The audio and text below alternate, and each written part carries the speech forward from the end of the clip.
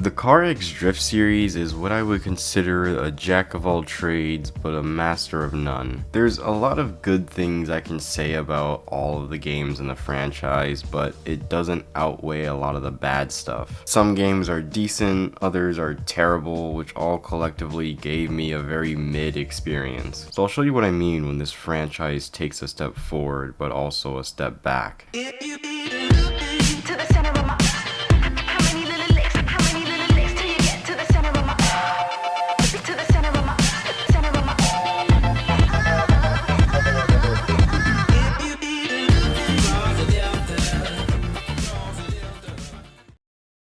This is CarX Drift, like the actual first game. It's not available anymore, which is funny because it's one of the best in the series. But you run into this girl named Christy. I guess mobile racing games and women will always parallel. She helps you go through the tutorial and teaches you how to drift. I do find it funny that she tells you to be gentle even though this is a drifting game. Her advice is very basic. She just tells you the fundamental steps to drifting. There's a bit more to it when mastering the craft, so you won't really learn much from her. And as you can see from my super sick gameplay, I'm already a pro drifter. After that, you get to choose your first car, or rather it's chosen for you, and it seems to be the Panther M5. Non-licensed, licensed car names are so funny. You pretty much get a Miata that you have to buy for 5,000 gold, which honestly isn't that big of a deal. Too bad it's a convertible though. Christine will run you through the entire interface of the game, having you play a level and showing you the different upgrade options you can choose from, which I'm not going to show you because that's my job. Before I show you the interface, I want to show you this cool ad I got. It's 90% off a Fusion X Drift Pack. I just find it funny they're still showing ads because 1, the game isn't available anymore, and 2, I don't know the original price 90% is being taken from. The interface is pretty simple though. You just have your car and a few options. When it comes to the cars, there's a total of 79 of them. There's a pretty good selection with a few pre-modded ones that go for a premium price. And depending on the class of car you have, the reward will be higher or lower. I honestly can't really complain over here. I mean, they have a Solstice. I haven't seen that car since Transformers. Now, here's where we run into our first set of problems. You see, when it comes to upgrades and customization, there's a severe lack of intricacy. Like, you can install specific setups for a day. Yeah, that's literally it. You can install tires, but there's nothing else. I doubt a lot of people would prefer this since one of the biggest things about drifting is finding your unique setup. This also creates another issue though. Since the cars can't be maxed out in any way, there's a clear bias towards the really good ones. Like the Honda Civic absolutely sucks, which makes sense because on one hand, why are you drifting a Honda Civic? But on the other hand, why is a Honda Civic in a drifting game? I don't see any lunch trays under those tires. And the colors are very basic, and they also cost their pre-young currency, which is just stupid. I don't understand why something like changing your color should be so expensive. When it comes to actually drifting, there's 3 types of controls that are standard in most drift games. I personally prefer tilt since the arrows make the car stiff and the wheel wasn't my cup of tea. The drifting takes some getting used to. It's not the worst, but there's a few things to know. Like I said earlier with the Honda Civic, some cars are easier to use than others, which makes sense, but even with the ultimate setup, there's a clear gap. This ruins the fun of using different cars since a lot of them are just terrible, and a lot of them will remain terrible because you can't fix them to your liking. And the drawbacks of different cars are definitely apparent with the assists on, which I definitely recommend most people keep on. Turn the auto brake off though. That thing sucks. And I just want to talk about this steering assist for a little bit. So turning it off drastically changes your experience. The game even tells you that. And when turning it off, you pretty much can't hold the drift at all. Which I wouldn't really say it's the game's fault more than it is just a mobile game issue. Much like other types of racing, it's hard to emulate a complex experience such as drifting on a phone. There's a lot of nuance and pressure that a phone can only vaguely respond to, which I assume is what makes it so difficult to play with the steering assist off. If you're a hardcore drifter, this probably isn't that much of a problem to you, but for people like me, it really makes games like this annoying to play. I will say there's plenty of tracks to play on, as well as having reverse versions options for each one of them. The game has 2 types of currency. You get about 20,000 gold per race, which is really nice. As for the other one, I can't really speak on that since a Nigerian prince scammed me with this version of the game. The thing is, I wanna love this game, I just don't understand what it's trying to do. It seems like it's trying to appeal to a casual demographic, but that's kinda contradictory to what drifting is. There are good things about this game, like its wide selection of cars and tracks, but it's just too simple. And I wouldn't be surprised if that's what hurt this game in the long run. It is pretty sick that an M5 is the best car in the game though. Now we have the second game, which automatically pushed a microtransaction on me. This layout is much more convoluted with everything covering up most of the interface. I never understand these wacky layouts a lot of racing games do. Make it big and simple or small with a cinematic background. There's a lot going on here, so I'll just talk about the things that matter. A lot more cars have been added, going from 79 to 128, with a lot of the ones from the previous game making a return. One of the more notable ones being the semi-truck with a spoiler. A lot of them can be unlocked by reaching a certain level or completing an event, but there's plenty of options to choose from. What did I say? No, what did I say? Didn't I say I didn't want to see you ever again? What are you doing here? I don't want to see your filthy, disgusting face ever again. Get out of here. Get out of here! This game also has 2 currencies, those being silver and gold, which can be earned through playing the levels, but you don't earn a lot, and it really doesn't help that there's an energy system. I can't tell you how much I can't stand that games do this. There's absolutely no reason to do so. It's honestly kind of funny that they want you to play their game, but don't allow you to in order to get you to spend money to play even more. It's a very stupid business model that unfortunately works, and it's annoying because drifting takes a lot of time to get good at. Like a lot. At least there's a bit more you can do when it comes to upgrading and tuning, but this stuff unfortunately costs gold. I would save some time and just buy a drift setup off of the marketplace. It's much cheaper and way better for beginners. You could do things like engine swaps, which is pretty cool, but you have to earn the blueprints for those, and if you don't earn them, you have to buy them. The gameplay is one of the most different things here, but I don't think you'd notice if you haven't played the previous game. You see, the drift mechanics are very different from the first CarX. It's a lot more arcadey, which isn't the worst thing ever, but it was definitely surprising to notice. Just like many other drifting games, it takes a bit of getting used to. Finding a good tune and getting good with it takes a while, but once you do, it's pretty controllable. I wouldn't say better than some of the good cars I played on the original though. There are plenty of maps to drift on, with some being narrow and others being so wide it can be a bit hard to track. There's definitely a lot more here than the first game, but that honestly doesn't save it. I do like that there's a lot more to do in terms of game modes and upgrading, but it does feel a little convoluted. If someone were to play this for the first time, I doubt they wouldn't have trouble figuring everything out. This game is pretty bad in many ways, but I can't say it was a horrible experience, because I could barely experience it. I'm sure a lot of the dedicated fans have fun playing this game, but I have no interest breaking into it. The drifting is okay, but the fuel system and lack of rewards make this game insufferable to play. You could play literally anything else and actually have fun, like the first game. There seems to be a lot to get into here, which I would want to. It just sucks that I'm being held back by crappy monetary tactics. But now we're at CarX Drift 3, and I will say the game is much improved compared to the second one. They seem to have learned from their mistakes and cleaned the interface up a bit. It's much more simple. That's good. And oh, what do you know? Christina's back. Wait.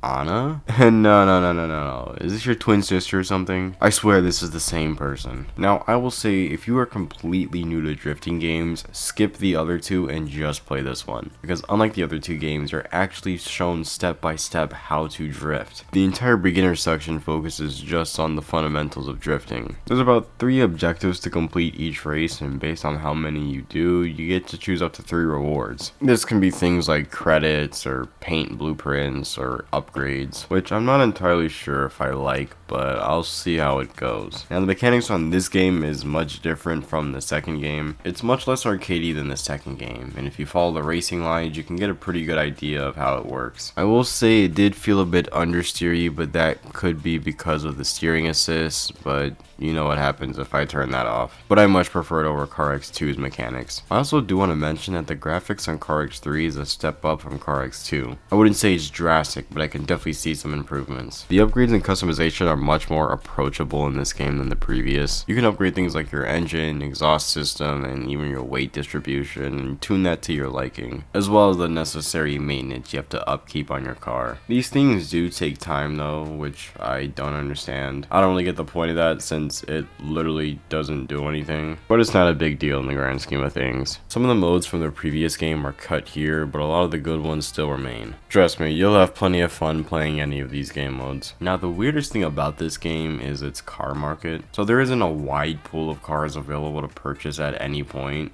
You actually have to buy them on a market that refreshes, and this really doesn't help since sometimes you can get the same car just with a different tuning setup. You can choose to either buy from the dealer or buy from the online community. This was probably the most annoying thing of all, because like, why is it like this? Trust me, a normal car market would have been fine. I will say overall, I enjoyed this game quite a bit. If you can get used to the mechanics and the fact there's no solid car market, I think you'll like this game a lot. It's still somewhat new, so improvements can be made, so I'll cut it some slack, but it could be better. Here's where things take a turn though. This is CarX Rally. It's completely different from the drift games, because it's not a drift game. So you start the game off by needing to get a license to kick your career off. Now, although I'm a super pro, I'll choose beginner so you guys can understand. Now, I'm gonna go ahead and say it's not rally in the way you think it is. It's pretty much a glorified time attack game. You just drive on a path with different weather conditions, and that's literally it. Which on one hand, I understand since it's a mobile game, there's not much you can do. But on the other, I don't understand how this couldn't have been a mode on a different game. I don't hate this game. In fact, I'd say it's one of the more enjoyable ones of the series, but it feels very unnecessary. Like, there's plenty of cars and tracks and intricacy and upgrades and customization, but in terms of the actual gameplay, there isn't much. I think it's unfair to ask for more since that would make it very convoluted for a mobile game, but I don't want to ask for too much simplicity because that would just make it boring. I just don't think this game should exist as a separate entity. It's great in every aspect except the gameplay. Also, I don't understand why any purchase would disable ads for a month and not forever. CarX stay trying to pry money out of you. I don't think it's bad, it's just the gameplay is simple. Now here's an even bigger twist than the previous game. This is CarX Highway Racing, and this is some random chick who for some reason is being investigated. I don't know what she's being investigated for, but it has to be terrible. It's pretty much a bob and weave game with a story to it. You actually get to choose your first car though, which is nice. Oh, and hey, they chose the big and simple route for this layout.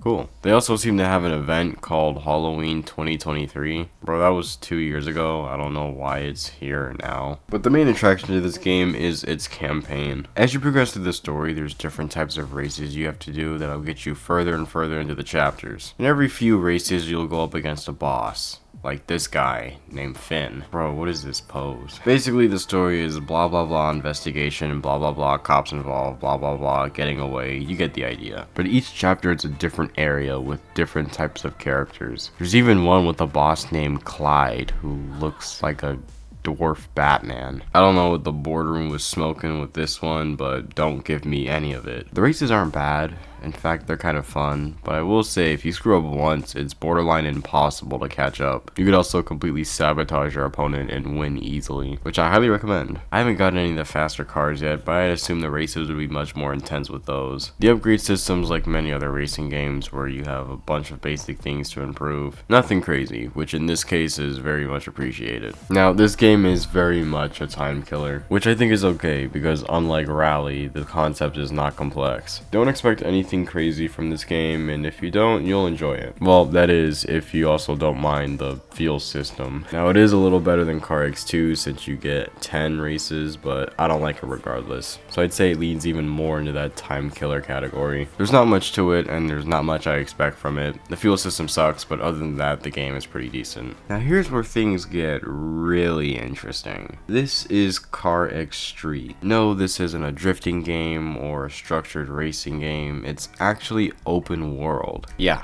open world on your phone. prepare to go C4 mode. Now you start off in this Miata.